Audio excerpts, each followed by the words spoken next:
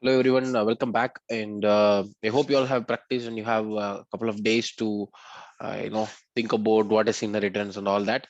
Today we'll get start, cover some other interesting topics. Okay, so yeah, first thing today we have already learned about inheritance.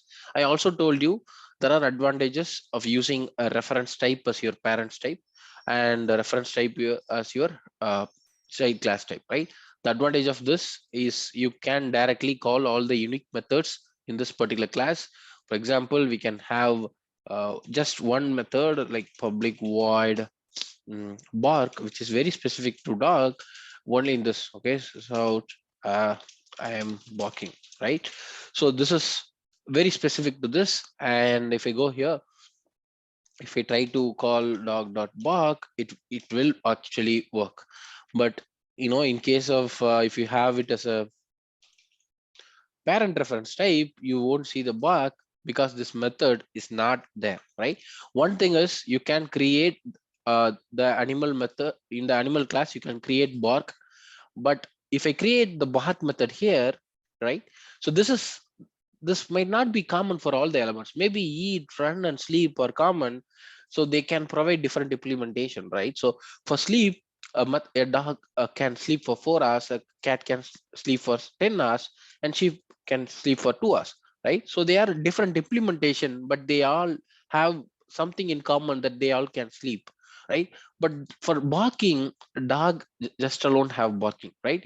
The cat meows and the sheep maybe maze, right? So we don't have a bark method that is common for all of them, right? So I cannot keep this bark method here, right? So what I'm trying to say is, previously we created it as abstract method, the sleep method here, and we provided different implementation.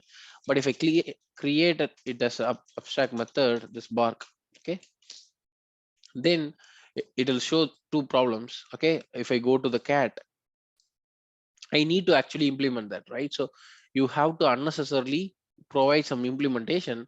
Like what you will do for a cat, it won't bark. Why do you need to have this method, right? So this is a problem here, right?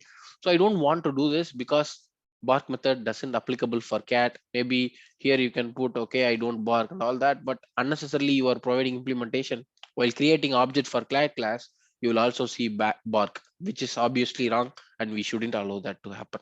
So the first option of having a bark method in the as an abstract method in animal class is not a viable solution in this case.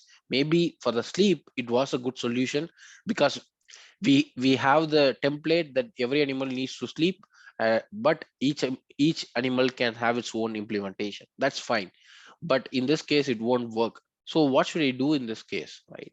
So in this case, there is something called as, you can convert, and let's say you have this dog too. Okay, what I'm trying to do in this case, I want to access bark method. Okay, I have dog two, and I'm doing a casting. Okay, I'm just converting this to dog type. Okay, for few minutes. Okay, just to access it. Okay, now once you do this, okay, we can basically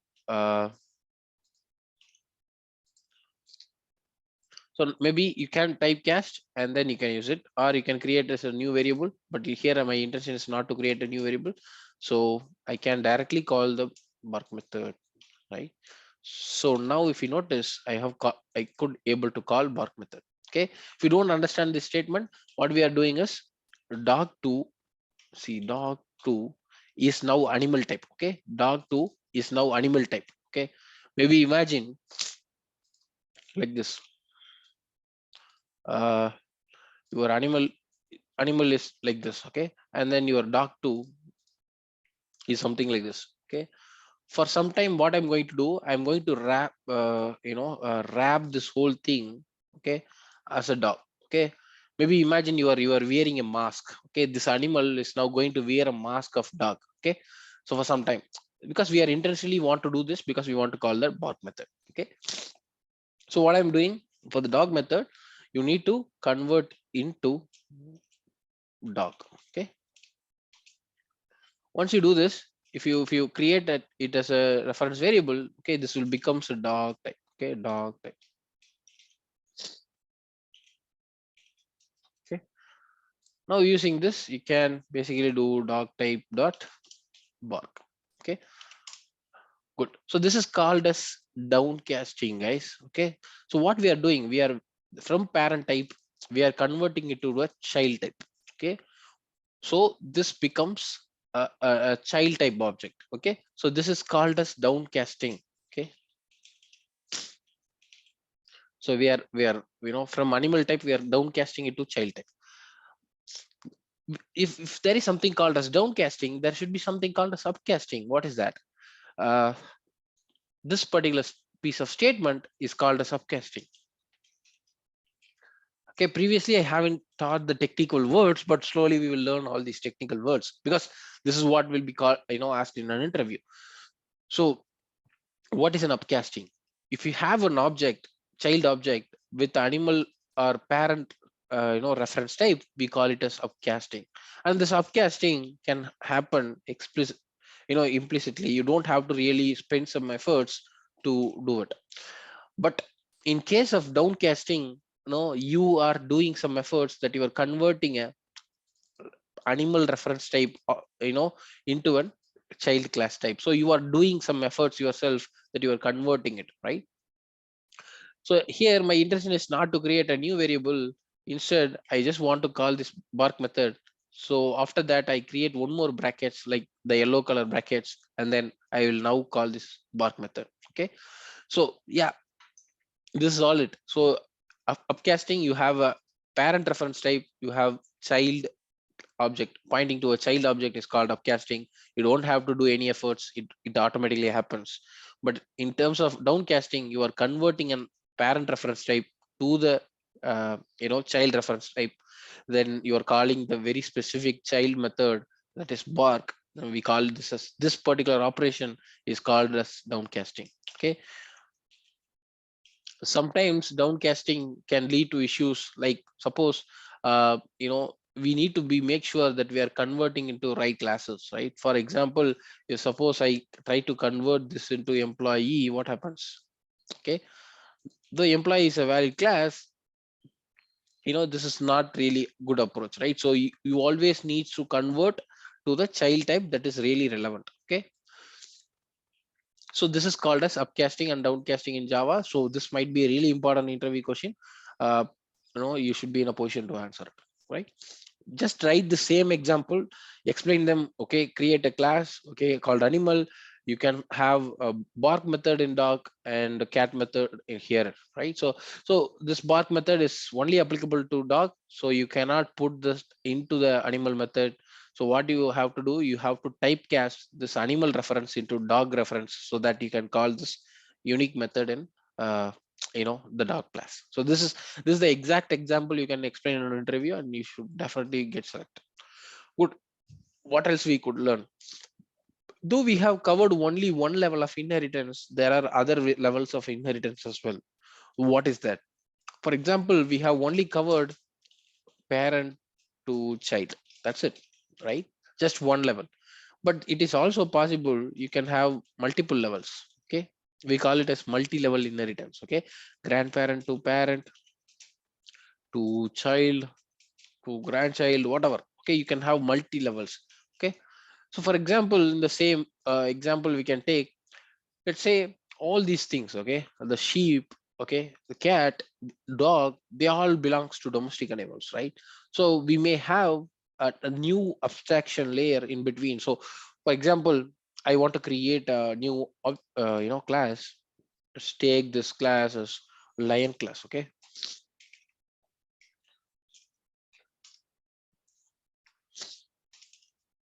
this lion class is also an animal, right? It is also an animal. There is no problem with that. Okay, and I'm whenever I implement an animal class, I'll be forced to implement all the abstract methods there. So lion sleeps for longer period. I sleep for 5 days, whatever. Okay, so yeah, so this is how it is. So the lion is also an animal. Okay, but let's assume I also have something like mm, you know a method public boolean eat eats grass, right? Eats grass, or maybe eats meat, right? That sounds correct. Okay, so written for now, I don't know. Each method is implementing their own stuff. Okay, so this is an abstract method, so I need to implement everywhere. So what is this telling? Missing method body, yeah, obviously I want this as an abstract method. Yeah, so now it will throw error in all the places. We'll go on extra. So dog, basically it eats meat, right? Right. And then cat is again, cat also eats meat, right? So sure, maybe I could have used something else. Let's remove all this. I'm trying to just find a good example, guys. Okay, uh, I'll remove this. I'll go to the animal class. Instead of eats meat, I'm till it's domestic. Okay, let's have whether it's a domestic animal or not. Okay, let's go here. Let's implement this. So this is basically a domestic animal. uh, Lion is not a domestic animal. Okay,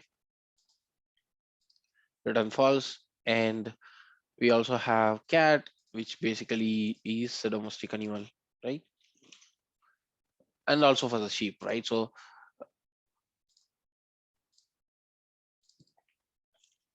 right, so this is how it is. So you have one more thing that's coming in. So what you can do, you can also create one more class. Let's say uh, suppose if I create a new tiger class, that also I have to give all these things. Okay, but imagine that if there is one more layer in between the animal and the dog class, then it will be easy for us to manage these kind of things, right? Which are very specific for very group of things. Okay, so now we can group these things together. For example, you can group dog, cat, sheep together. The same way I can also group let's say uh, lion, tiger, and bear, whatever. I can group these things together. So I can define only common to these things in one class and only common to these things in one class. Okay, instead of putting all the common things in animal class, so that I could able to separate my stuff. But what I'm going to do, instead of doing all these things, I'm going to create one more class that is called as domestic animal. Okay, so domestic animal, you have to basically go here, refactor, rename. I missed the L. Yeah, now this is fine. Also the same way, I'll create one more class that is called as wild animal. Okay, good. Now this wild animal and domestic animal will extends your animal class. Okay, and then there is also wild animal that extends animal. Okay, again I need to implement the methods. So there are two abstract methods, right? Okay, let's implement both of them. For wild animals, for all the wild animals, is domestic will be false. But the sleep method, still I have no idea. Lion can sleep for different time, bear can sleep for different time.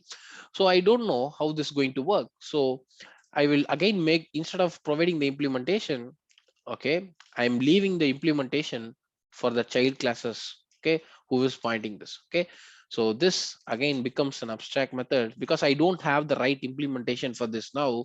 So I will just leave this to the uh, child classes who are going to implement this. Okay, now the line class will not extend the animal directly. There is another guy who is in between, so this extends wild animal. Okay, now you don't have to write this piece of code here because it is already declared here. Okay, so for all the element for all the animals that are extending wild animals, they all will become domestic as false, right? But they all needs to define sleep, right? So let's go to the line, um, and then I need to override the sleep, and then I can provide all this implementation, right? Good. Now let's do it for the domestic animal as well. So for the domestic animal, I need to implement all the methods, but I don't want to implement for the sleep. Okay, I want to only for the domestic. Okay, so again, I want to make this class a substack. Okay, because there is a method called a sleep. Again, guys, it is okay if you know if you just implement the methods here. You can also provide the skeleton. Okay, if you want to understand more clearly, you can also mention public abstract void sleep here. Okay, it is not, it is just an optional. Okay, anyway, it knows if you are keeping it as abstract, all the abstract methods that are unimplemented will be still unimplemented. Okay, again, you can define it yourself so that you can understand there is an abstract method here. Okay, so that it's easy for reading as well. So I go to dog class, instead of extending the animal class, this time I'm going to extend domestic animal.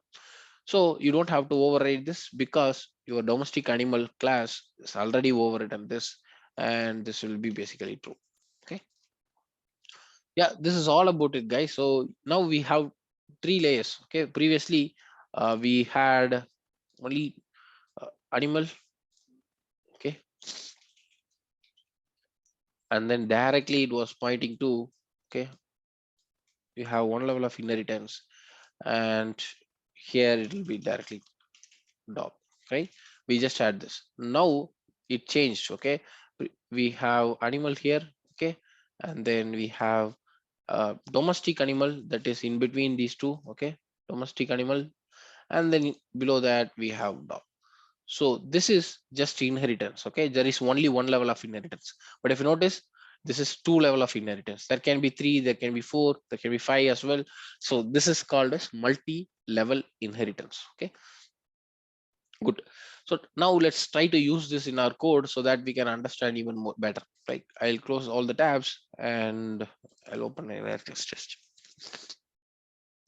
So let's remove all these things and create everything from the scratch. Okay, previously I was creating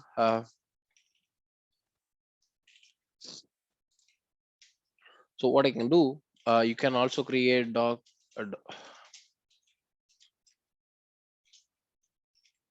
okay, you can do this obviously. Yeah, and dog dot, suppose let's say you want to do is domestic, you want to call sleep, bark, number of years, everything is now possible.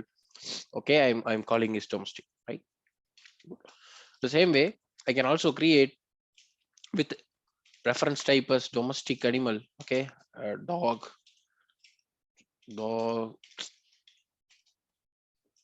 sorry guys, I am typing G instead of D, new dog, right? So let's keep it as dog one, and here I'll type dog one dot, right, whatever the values I want to see. This is domestic is declared in basically uh, animal classes. Whatever you have declared in animal, you can also see that. Whatever that is declared in domestic animal class, that also you can see. Maybe it's domestic, you can call it, right?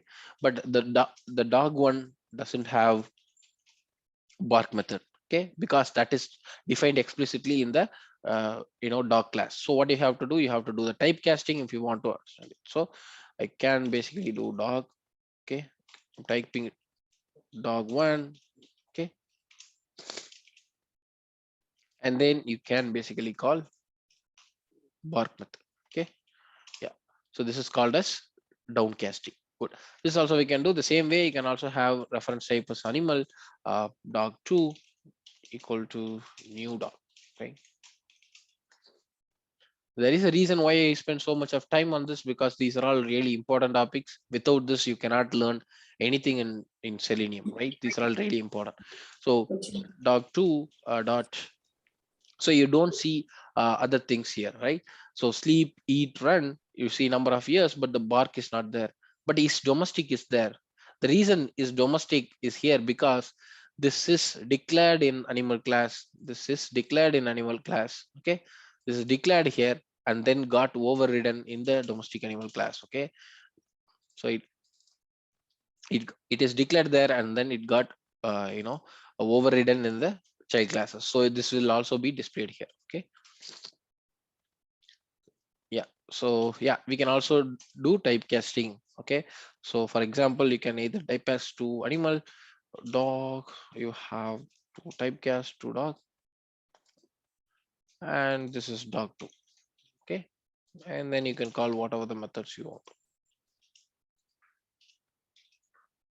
Yeah, so this is all about it, guys. Either you can write like this, you can write like this, you can write like this. The advantage of having parent reference type is you can tend to change, okay, whether it is new dog or new cat or new sheep at the runtime. And the for even for the animal class, you can tend to change whether it is animal, it's of line type, it's of dog type, dog type, it's of cat type, whatever the thing you want to achieve at the runtime, you can dynamically create objects based upon the needs. That's the advantage of using parent reference type, right? That's what we have in Selenium also. Web driver equal to new Chrome driver, right? So we are having parent reference type, and then you need to understand when this method will be displayed, when this method will not be displayed, what is typecasting, what is downcasting, and when you should downcast to access a method in child class. Okay, so this is all stuff related to multi-level inheritance. Any doubts in this so far?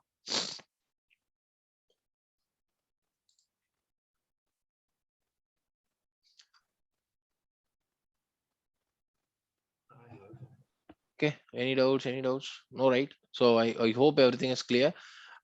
Yeah, good. So once we are done with this, we haven't covered something called as right, final, right? For example, let's say if you have a method called as eat, and you want people to follow only this, okay, all the child classes needs to only use this, okay. But if you tell something, your childs will never listen, okay. You are telling, okay, eat on time, okay, uh, eat on time, but your childs will always don't do that, right? So they will never listen to you, and then they will provide their own implementation. For example, in the domestic animal class, okay, you can also provide your own implementation for public void eat, and then you can override them. So overriding in the sense, okay, they will simply tell, okay, I won't eat on time, eat on time, okay, whatever. So they will do like this, okay, they have the liberty to override and provide their own implementation, but we don't want to do that. As a parent, you want to have the control. So what in this case you can do, it's very simple, okay, you just tell final. Once you tell final, okay, nobody can override this. For example, this is not overridden, but it is throwing one problem. Let's go and see. So if you notice, this dog class is trying to be little eccentric, and it's trying to provide implementation for eat, which parent class won't allow. So it will throw error, hey, eat cannot override eat method in animal class because overridden method is final. So you have a method that is final, then you cannot override that in your child classes. That is one of the important things. So final is a keyword that is, when used with methods, will restrict child classes to override a method, right? So that's what we have seen here. So final is having little bit of extra power.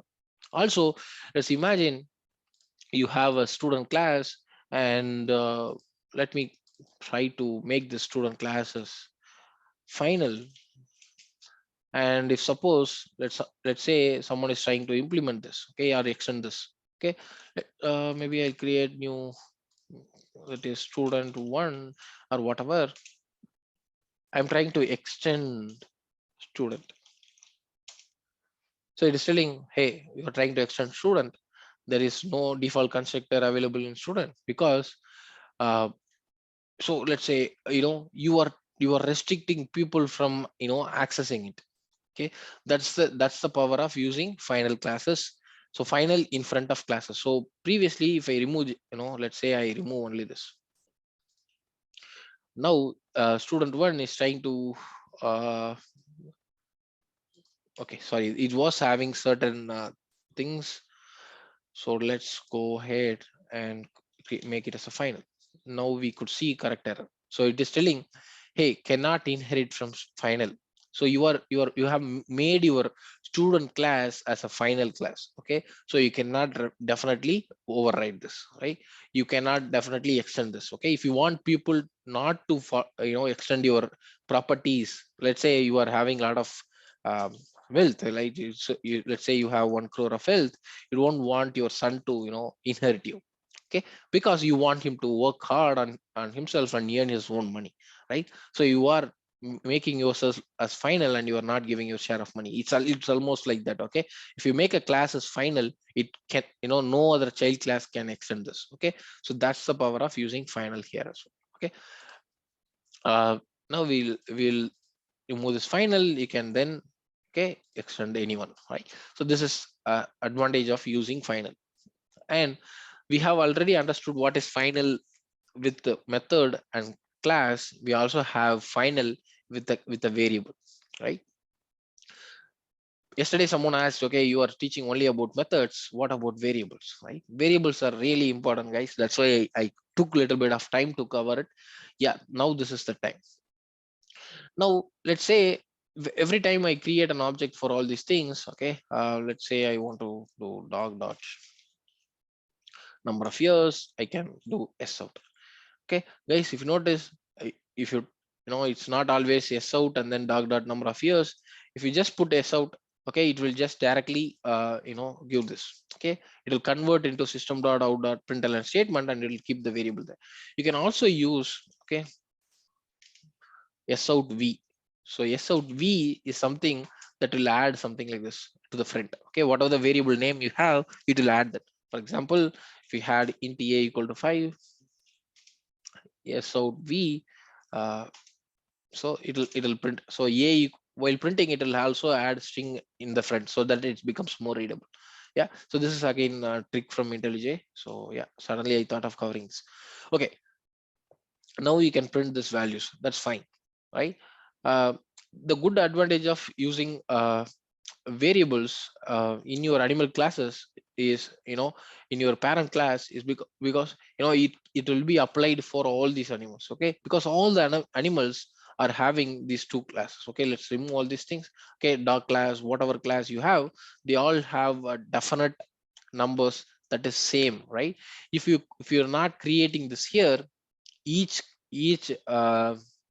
classes have to define that there. Okay, so you have something that is property. So if you have some behavior that is common, you create it as a method. If you have some property that is common, then you create that particular variable here, right? So that everyone can use this. So uh, one thing that I need to cover is, let's go to the internet. So we know when you are creating an object for dog class, okay, you know that dog class constructor will be called. Okay, you all know that.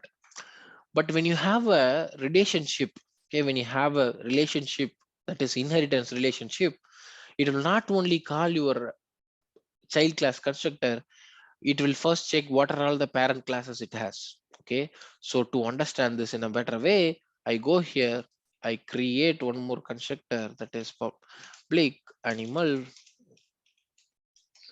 I'm not doing anything here. I'm just printing I am in animal constructor. Okay. The same way, I also have public or domestic animal. Okay. S out. It's S out. I am in animal constructor. Okay, whatever. So we have these things, right? So these are all constructors of domestic animal, and we have animal class. In animal class also we have default constructor. So let's see what's happening. Okay, if I try to run this piece of code again, okay, let's comment out all these things. We don't need all these things. Okay, I just need one line of code, okay, to explain this. Let's try to run it.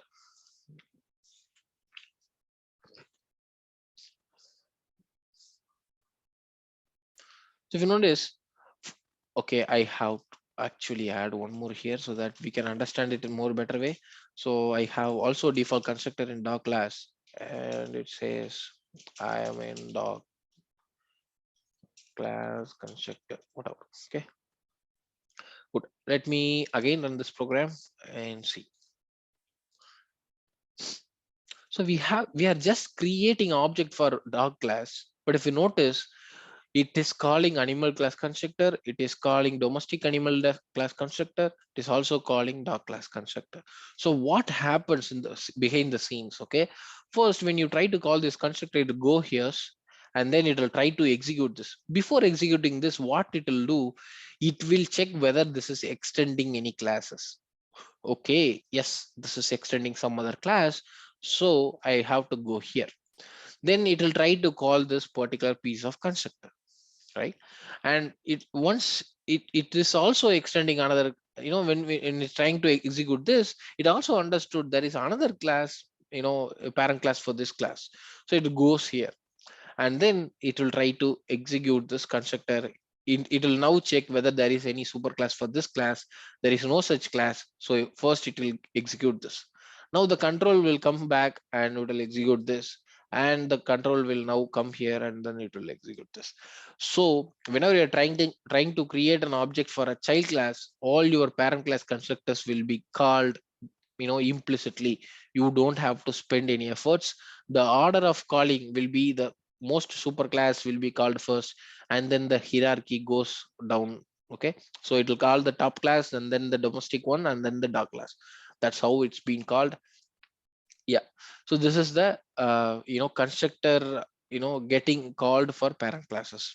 So there is advantage of this. What is the advantage? Okay, let's say whenever you are creating, let's say I have something that is different. Let's say in animal class, each animal, now you decide each animal needs to have something called as name. Each of your pet needs to have a name. So you know create a name. Again, you cannot hard code a name, right? You cannot hard code Tom because, okay, this is not known to you now, right? So you don't know the name of the cat or dog, what they are going to create, so you cannot directly declare the value. So what you have done, you have basically just a name variable. For now this is null, right? So whenever someone is creating objects, okay, they need to pass this. Okay, so instead of having a default constructor, what I'm going to do, I'm going to have just a constructor with name. Okay, now if you have this, okay, let's go see what's the problem. See, it's selling related problem. See, whatever the class you are inheriting with this, they all needs to have this particular constructor. Okay, so let's go here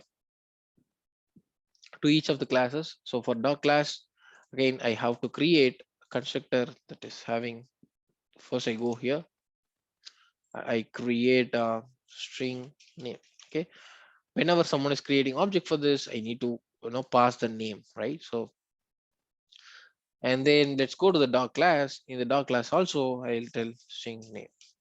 Okay, same way, uh, I have to go change here.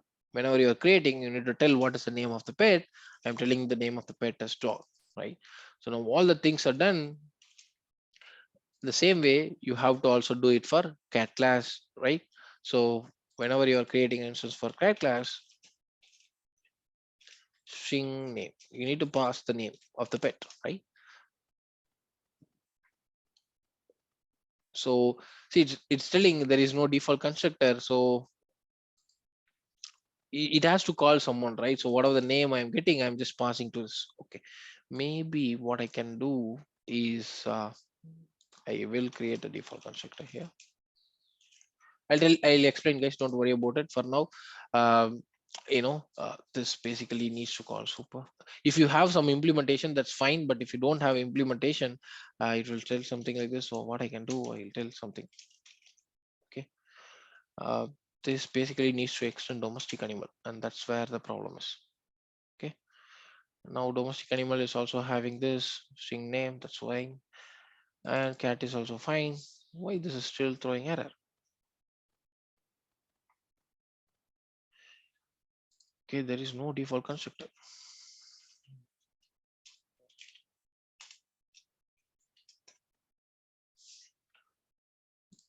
So I have to explain about super, then only this will work. Okay, then what I can do? but super is not right time to learn it now. So maybe we will handle this thing tomorrow. Okay, let's remove this name variable. Okay, for now just understand. Okay, just understand that the constructor, whenever you're creating an object for a child class, it'll call it super classes. Okay, maybe I'll have a better example to define this. Okay, let's remove this as well. We don't need this for now. uh, Animal, we have an animal here, right? So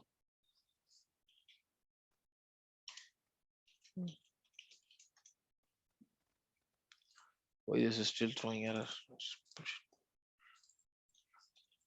public dog, right? And domestic animal. Okay, this is the problem. Okay, now everything is fine.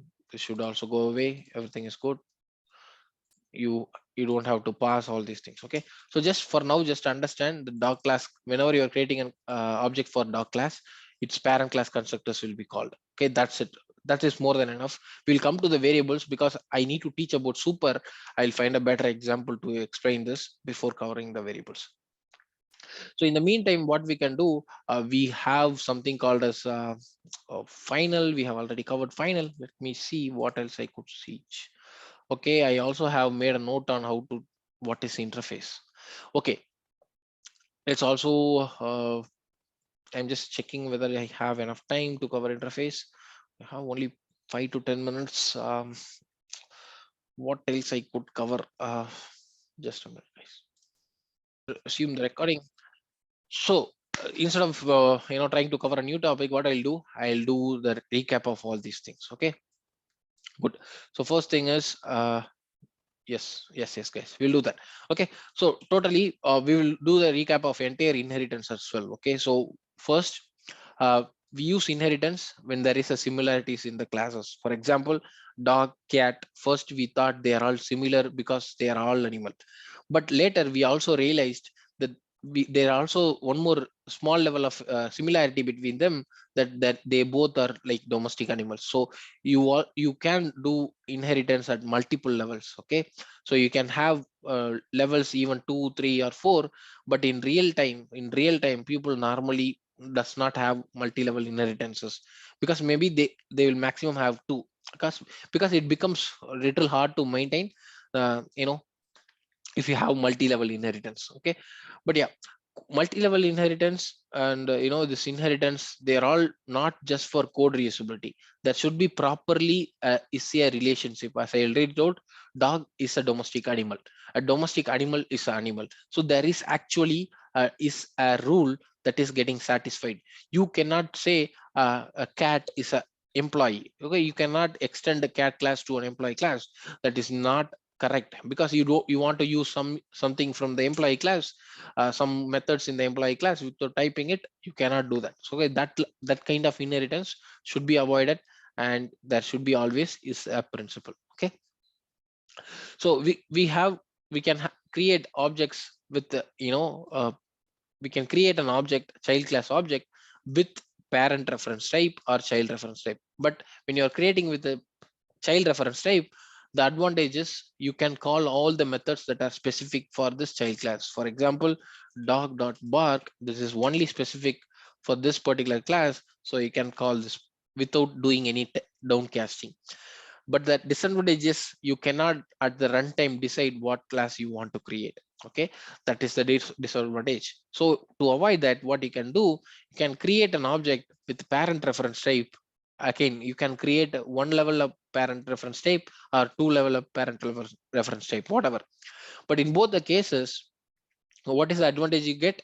If you create it as a domestic animal, then you can either change it to dog, cat, or sheep. You cannot change it to lion or tiger, because those fall under different uh, you know uh, class. So you know the level of, or the level of liberty that you get when you're using domestic animal is restricted when compared to using animal as your reference type. Okay, so the advantages, you can again use new dog, new cat, new sheep.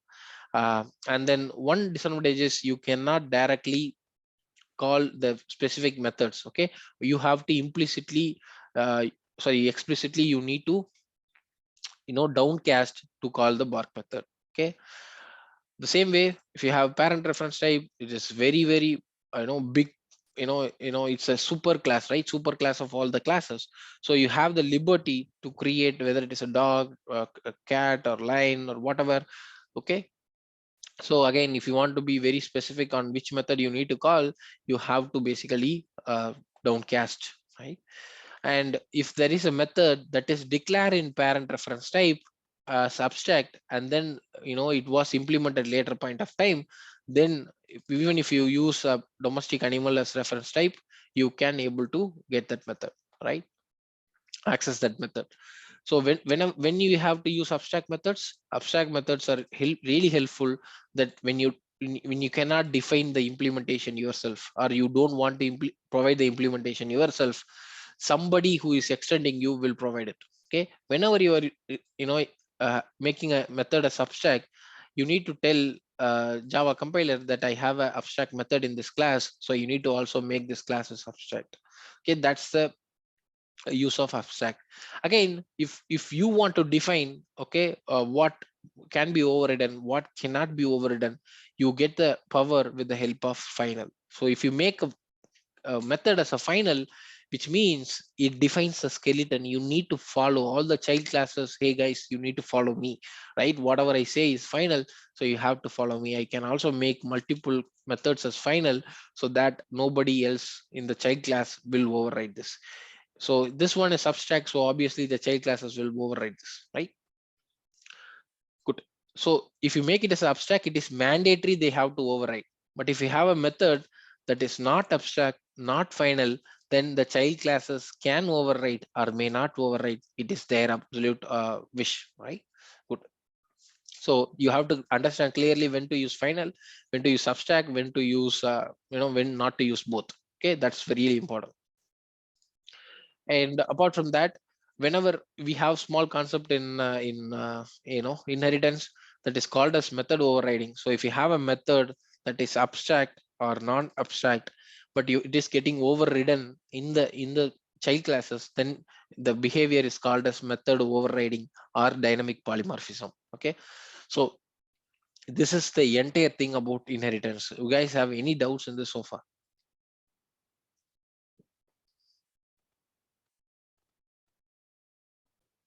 Aman, can you go to inheritance this class? What one? Inheritance test. This is the inheritance test. Scroll down, please.